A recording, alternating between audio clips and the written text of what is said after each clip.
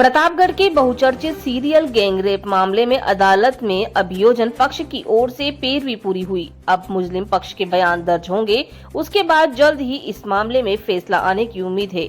3 साल पहले इन मामलों में खुलासा हुआ था, तभी से 7 आरोपी जेल में बंद हैं। ऐसे राक्षसी कृत्य को अंजाम देने वाले हैवानों को फांसी की सजा देने की मांग उठने लगी है। दरअसल 3 साल पहले प्रतापगढ़ की धरियावद थाना पुलिस ने लूट की योजना बनाते हुए वज्रपुरा मार्ग पर एक खंडर नुमा मकान से 3 बदमाशों को गिरफ्तार किया, जिसमें 2 के नाम दीपक और उमेश थे। उसके दौरान उनके बाकी साथी इरफान, प्रकाश, पुष्कर और जमुना शंकर भागने में कामयाब रहे। पुलिस ने मौके से मिर्ची, चाकू, तलवार, रस्सी, पाइप आदि ऐसी चीजें बरामद की थी। बाद में पुलिस ने उन फरार 4 बदमाशों को भी गिरफ्तार किया। गिरफ्तारी के बाद इन बदमाशों के मोबाइल से दिल दहला देने वाला वीडियो मिला, जिसके बाद पूरे जिले में हड़कंप मचा। बदमाशों के मोबाइल से मिलने वाले इन वीडियो में महिलाओं और युवतियों के साथ सामूहिक दुष्कर्म की वारदात करते हुए यह बदमाश दिखाई दे रहे थे। इस तरह के वीडियो तत्कालीन पुलिस अधीक्षक डॉक्टर अमृता धुवन के संज्ञान में आए तो उनके भी रोंगटे खड़े हो गए। जिस दरिंदगी के साथ यह हैवान दुष्कर्म कर रहे थे और साथ ही वीडियो बना रहे थे, वह किसी को भी झिझोक कर रख देते। इनके खिलाफ डर और बदनामी से किसी भी थाने में कोई शिकायत दर्ज नहीं हुई। ऐसे में पुलिस के लिए यह एक चुनौती भरा था। मोबाइल के आधार पर पुलिस ने युवतियों की पहचान कर उनके परिवारों तक पहुंची तथा उनका हौसला बढ़ाया। पुलिस ने पीड़ितों और उससे बातचीत कर उन्होंने सिलसिलेवार पूरी वारदात का बयान दिया। बाद में पीड़ितों की ओर से दरियावद थाने में प्रकरण दर्ज कराया गया। प्रतापगढ़ से संवाददाता तेजकरण राठौड़ की खास रिपोर्ट।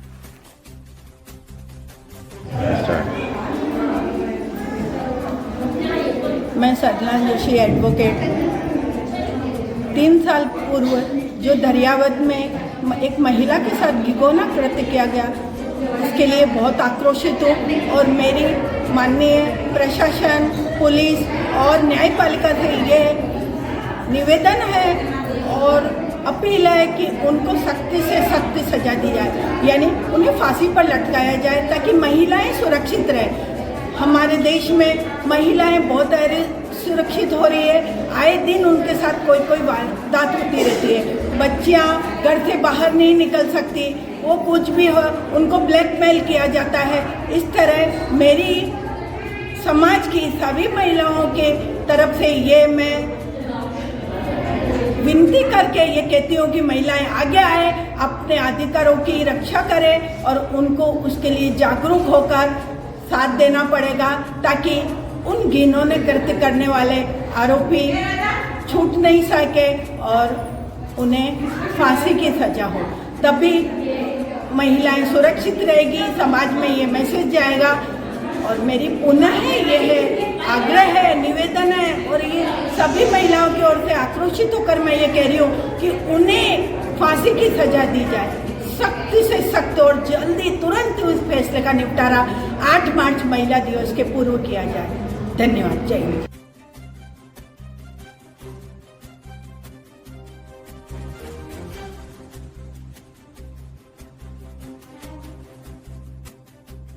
किस 2022 को धरियावद थाना क्षेत्र के अंतर्गत एक गंभीर मामला पीड़िता ने दर्ज करवाया था, जिसमें उसने अपने साथ बलात्कार की बात कही थी और बलात्कार के साथ साथ ही बलात्कारियों ने बलात्कार करते हुए वीडियो बनाए और वीडियो इस कारण बनाए थे कि वह इस बात को किसी अन्य को कहे नहीं और यदि वो कहती है तो वो वीडियो वायरल करने की धमकी देती है और सामाजिक प्रतिष्ठा को और खुद की मर्यादा को ध्यान में रखते हुए, घर परिवार की इज्जत को ध्यान में रखते हुए पीड़िता ने ये बात फिर बाद में कही।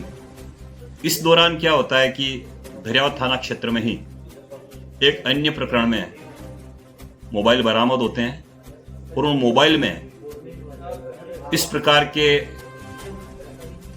सामूहिक बलात्कार के दृश्य उसमें दिखते हैं, जिसमें पीड़िता के साथ एक अभियुक्त ने हाथ पकड़ रखा, किसी ने टांग पकड़ रखी, कोई उसके आंतरिक अंगों को साथ छेड़छाड़ कर रहा है और उसके साथ बलात्कार कर रहा है। पीड़िता रोती है, बिलखती है, चीखती है, तो उसके साथ मारपीट करते हैं, खूनाझार होती है। इन सारी परिस्थितियों को देखते हुए उन वीडियो को तत्कालीन पुलिस अधीक्षक अमृता जी दुहान के नेतृत्व में टीमें गठित होती है, पीड़िता की तलाश की जाती है और प्रकरण से संबंधित 2 पीड़िताएं ने आकर के अपने इस दुख को तत्कालीन एसपी के समक्ष रखा। मामला इतना गंभीर था कि जब ये उजागर हुआ तो उस समय राज्य के मुख्यमंत्री महोदय ने इस मामले को गंभीर लेते हुए एसपी साहब को निर्देश दिए कि इसमें गंभीरता से अनुसंधान हो और विशिष्ट लोक अभियोजक की नियुक्ति कराने के साथ ही मामले में अभियुक्तों को कड़ी से कड़ी सजा दिलाई जाए, इसलिए विशेष अभियोजक की नियुक्ति के निर्देश दिए गए, जिसमें मेरी 2021-22 में अप्रैल 22 में मेरी इसमें नियुक्ति हुई और नियुक्ति के बाद मैं इसमें बराबर पैरवी कर रहा हूं और वर्तमान समय में इस केस को 2025 करीब 3 साल होने आए हैं। प्रकरण में अभी तक एक भी अभियुक्त को जमानत नहीं मिली है। ये बार बार उच्च न्यायालय भी गए, लेकिन उनकी जमानत रिजेक्ट हुई है, क्योंकि प्रकरण की गंभीरता बहुत संगीन प्रकरण है। ये अभी इस प्रकरण में अभियोजन पक्ष की ओर से गवाह कंप्लीट हो चुके हैं। अब बयान मुलजिम और उसके बाद अभियुक्त गणों की ओर से जो भी कोई अपना साक्ष्य सफाई पेश करना चाहेंगे, वो होने के बाद माननीय न्यायालय इसमें बहस सुनने के लिए तैयार रहेगी। न्यायालय में इन दोनों प्रकरणों को चलते हुए अभी तक अभियोजन पक्ष की ओर से तकरीबन 145 दस्तावेज हमने प्रदर्शित करवाए हैं और एक में 24 गवाह है, एक में 28 गवाह है, हमने माननीय न्यायालय में प्रस्तुत किए हैं और न्यायालय ने हमारे अभियोजन की स्टोरी को कंप्लीट करते हुए प्रकरण को बयान मुलजिम में और उसके बाद डिफेंस काउंसिल की ओर से जो प्रस्तुत किए जाने वाले गवाहों के लिए रखा है और उसके बाद बहस होगी। इस प्रकरण में माननीय उच्च न्यायालय में भी अभियोजन पक्ष की ओर से 2 बार उपस्थिति दी गई, चूंकि माननीय उच्च न्यायालय ने इसमें स्टेटस रिपोर्ट मांगी थी और हमारी बात से संतुष्ट होते हुए उच्च न्यायालय ने भी मामले की गंभीरता को देखते हुए अभियुक्त गणों को अभी तक जमानत का लाभ नहीं दिया है। अब ये सुनवाई पूरी होने की उम्मीद है?